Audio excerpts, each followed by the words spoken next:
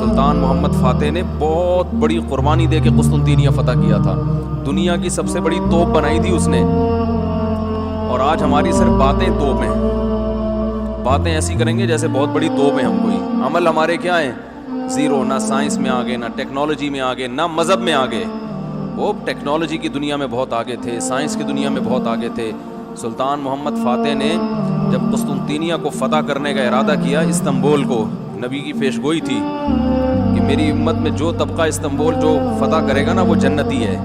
تو صحابہ کے دور سے کوششیں ہو رہی تھیں, اور استنبول میں 1000 سال سے خلافت قائم تھی عیسائیوں کی, اور اسے کوئی فتح کر نہیں سکتا تھا. ابو ایوب انصاری رضی اللہ تعالیٰ عنہ گئے, وہ نہیں فتح کر سکے, ان کی قبر وہیں بنی. بڑے حملے ہوتے رہے, اتنی چوڑی دیوار میں نے خود دیکھی, اس کی میں نے ویڈیو بھی بنائی تھی. اور اتنی لمبی دیوار شہر کے گرد کہ اس کو ناممکن اسباب کی دنیا میں, ایئر اٹیک تو ہوتے نہیں تھے نا اس زمانے میں, جانا تو پیدل فوج نہیں تھا, جائے گی کہاں سے بھائی, چڑھے گی کیسے اس پہ؟ سیڑھیاں لگا کے جو چڑھتے تو اوپر انہوں نے گرم تیل گرم ہوتا تھا, اس کے دیگ رکھے ہوئے ہوتے تھے, تو وہ دیگ الٹتے تھے تیل ڈال کے. کوئی چڑھ نہیں سکتا تھا, بہت زبردست ڈیفنس تھا, کوئی میلی آنکھ اٹھا کے دیکھ نہیں سکتا تھا, اور جتنی لڑائیاں ہوئی سب ناکام ہوئی تھی. سلطان محمد فاتح نے کہا بھائی نبی نے خوشخبری دی ہے, ہم فتح کر کے چھوڑے گا.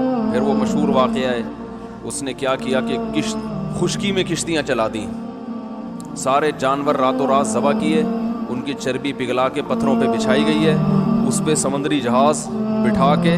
وہاں میں جب ترکی میں گیا ہوں تو اب دیکھو یہ چیز کتابوں میں بھی بتائی جا سکتی تھی نا, لیکن وہاں طیب اردگان نے کیا کیا ہے, میوزیم بنائے ہیں, ان میں یہ پورا منظر دکھایا جاتا ہے. خدا کی قسم ایسا ایمان بڑھتا ہے کہ چیخیں مارنے کا دل کرتا ہے. ایسی جو علماء بھی گئے ہیں نا, بنوری ٹاؤن کے ایک شیخ الحدیث گئے تھے, وہ کسی نے بتایا وہ رو رہے تھے چیخیں مار کے. جو جاتا ہے یہ منظر ہوتا ہے, وہ جب دکھاتے ہیں نا اپنی آنکھوں سے, بھائی کیا منظر, اور کیسے وہ کشتیوں کو راتوں رات خشکی پہ لے کے چلے ہیں, اور خشکی پہ لے جا کے پیچھے سمندر میں اتارا, اور سامنے سے بھی اٹیک اور پیچھے سے بھی اٹیک. انگریزوں نے لکھا ہے, گوروں نے ہسٹری میں, کہ یہ اسباب کی دنیا میں ممکن نہیں ہے. بہت بڑا کارنامہ انہوں نے سر انجام دیا, اور راتوں رات. تو یہ ہماری تاریخ تھی جس کی وجہ سے ہمیں عروج ملا تھا. آج ہم صرف بیڑے کھا رہے ہیں, باتیں ٹھوک رہے ہیں بیٹھ کے, صحیح ہے نا. بزرگوں پہ طنز, علماء پہ اعتراضات, ایک دوسرے پہ کیچڑ اچھالنا, فرقہ پرستی, ان چیزوں میں ٹائم ضائع ہو رہا ہے, اور کوئی موٹیویٹ کرنے والا نہیں ہے, کوئی تعمیری کام کرنے والے لوگ بہت تھوڑے رہ گئے ہیں, اور ٹیکنالوجی کی طرف تو توجہ ہی نہیں ہے. یونیورسٹی میں جو لڑکا مذہب پہ چلتا ہے, سب کی بات نہیں کر رہا, ایجوکیشن میں سب سے پیچھے وہی ہوتا ہے عام طور پہ, اسی کی شکایتیں آ رہی ہوتی. یہ چونکہ نمازی ہے لہذا نمبر سب سے کم اس کے آتے ہیں. نمازی کے نمبر تو زیادہ آنے چاہیے بھائی.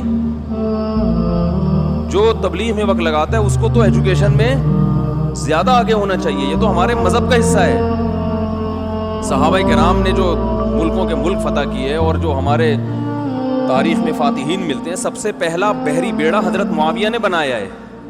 سمندر پہ سب سے بڑی فوج جو اس وقت اتاری ہے, وہ کس نے اتاری ہے؟ حضرت معاویہ رضی اللہ تعالیٰ عنہ نے. اور نبی نے پیشگوئیاں سنا دی تھی پہلے کہ سمندر کی لڑائی ہوگی, اس میں جو شہید ہوگا اسے میں جنت کی خوشخبری دیتا ہوں. اور آپ صلی اللہ علیہ وسلم نے سمندر میں شہید ہونے والے کو زیادہ بڑا شہادت کا درجہ عطا فرمایا. میں نے تو سمندری لڑائی کے فضائل پر احادیث جمع کی تھی, ایک میرا بیان ٹوٹلی اسی پر ہوا تھا. سمندری لڑائی کتنی اہم ہے, نبی کو معلوم تھا میری امت سمندروں پہ بھی چلے گی. سمندر پہ چلنا ٹیکنالوجی کے بغیر ممکن ہے کیا؟ پھٹے لگا کے بیٹھ جاؤ گے اس پہ کہ ملاحوں کو بلاؤ گے, یار تم مچھلیاں پکڑتے ہو, 2-4 پھٹے یہاں بھی, وہ بھائی لڑنا ہے اس پہ, تو سامنے والا بھی لڑے گا. تو نبی صلی اللہ علیہ وسلم فرمایا جو سمندری لڑائی ہے, جو شخص سمندر میں جہاد کرے گا, اس کے جو چکر آئیں گے نا, اس پہ بھی اللہ اس کو اجر دے گا. بڑی خوشخبریاں ہیں اس کے گناہوں کی معافی کی, کیونکہ آپ کو پتا تھا کہ امت جب تک سمندر پہ کو فتح نہیں کرے گی اور سمندر پہ سفر نہیں کرے گی, یہ اس دنیا پہ حکومت نہیں کر سکتی. تو حضرت معاویہ نے جو پہلا بیری بیڑا بنایا, اس کے امیر کو امیر البحر کہتے تھے. بحر کہتے ہیں سمندر. یہ امیر البحر کی ٹرم یہ انگلش میں منتقل ہوئی ہے, جس کو ایڈمرل کہا جاتا ہے. بہت ساری فوجی اصطلاحات اور سائنسی اصطلاحات عربی سے انگلش میں ٹرانسفر ہوئی ہیں, عربی سے انگلش میں گئی ہیں.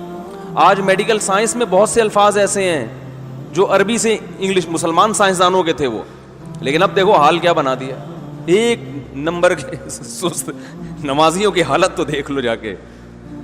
سب سے سست ترین جو ہوگا وہ دیندار بنا ہوا ہوگا. سب کی بات نہیں کر رہا, ڈاکٹروں میں ہم نے بڑے اچھے اچھے دیندار دیکھے ہیں, سائنسدانوں میں, ایٹمی سائنسدانوں میں تو دیندار زیادہ ہیں الحمدللہ, لیکن میجورٹی کی بات کر رہا ہوں کہ پتہ نہیں ہمارے ذہن میں یہ کچھ ایسا کسی نے, شیطان نے بات ڈال دی ہے کہ ہم نے صرف جو ہے ایک طرف کو فوکس کیا ہوا ہے, دوسری طرف کو ہم نے بالکل نظر انداز کر دیا ہے. تو بھائی جس طرح سے دین کی تعلیم انتہائی ضروری ہے, اس کی کوئی اس کی اہمیت کی کمی کا انکار نہیں کر سکتا. انگریز جو تباہ ہو گئے نا, فیملی سسٹم تباہ ہو گیا, زنا معاشرے میں پھیل گیا, والدین اولڈ ہوم میں, وہ وجہ کیا؟ مذہب نہیں ہے نا, مذہبی تعلیم نہیں ہے. لیکن ہم جو معاشی لحاظ سے تباہ ہو گئے اور ترقی میں پیچھے رہ گئے, وجہ کیا ہے؟ مادے پہ محنت نہیں کی ہے. تو دونوں محنتیں ضروری ہیں. داؤد علیہ السلام کو روحانی ترقی بھی ملی اور اللہ نے آپ کے ہاتھ میں لوہا بھی پگھلایا. کیوں پگھلایا؟ تاکہ لڑیں, کیونکہ صرف نمازوں سے لڑائی ممکن نہیں ہے. ذکر کرتے تھے نا داؤد علیہ السلام, چاروں طرف سے پرندے جمع ہو جاتے تھے, ایسی خوبصورت آواز میں تلاوت کرتے تھے, ذکر کرتے تھے. وَالطَّيْرَ مَحْشُورَةً كُلٌّ لَهُ أَوَّابٌ, قرآن کہہ رہے پرندے, اور یا جبالُ أَوِّبِي مَعَهُ وَالطَّيْرُ, جب اللہ کا ذکر کر رہے پہاڑوں سے بھی لا الہ الا اللہ کی آوازیں آتی. یہ ذکر تھا, لڑنے کے لیے یہ نہیں ہے کہ اے داؤد ہم نے آپ کو ذکر بھی دیا اور آپ جو ہے روزے بھی رکھتے ہیں اور تہجد بھی پڑھتے ہیں, لہذا آپ کو تو اسلحہ بنانے کی ضرورت نہیں ہے, ویسے ہی فتح ہو جائے گی ایمان کی طاقت سے. نا نا نا نا نا, زرہیں بناؤ, قدر فی السرد, صحیح ہے نا, کڑیاں بناؤ, فوج تیار کرو, لڑائی کے لیے اصول بولتے کیوں نہیں بھائی, کچھ اور ہیں. تو دونوں چیزیں نہیں ہیں. داؤد علیہ السلام, سلیمان علیہ السلام کے گھوڑے بھی تو تھے, انہیں کیا ضرورت تھی گھوڑوں کی بھائی؟ کہتے میں اللہ کا اتنا عبادت گزار ہوں, میں اسباب اور وسائل کیوں, میں مصلی بچھاؤں گا, دعا مانگوں گا, ملک فتح ہو جائے گا. او بھائی گھوڑے رکھے ہوئے ہیں, صحیح ہے نا, ان کو پیار کرتے تھے گھوڑوں کو, کیونکہ اس زمانے میں گھوڑا اور ٹینک برابر تھے, بلکہ ہوائی جہاز تھا گھوڑا اس زمانے میں, تو جنگیں گھوڑوں کے بغیر نہیں ہوتی تھی, گھوڑے تیار کیے ہوئے ہیں. تو لڑے ہیں وہ لوگ اور اسباب اور وسائل اختیار کیے ہیں. آج ہم پیڑے کھانے والی باتیں کرتے ہیں اور پیڑے کھا رہے ہیں بیٹھ کے, اور سمجھتے ہیں کہ بس یہ قرآن خوانیوں سے اور آیت کریمہ سے مسائل کیا ہو جائیں گے حل. تو یہ بھی ضروری ہے بھائی, وہ بھی ضروری ہے.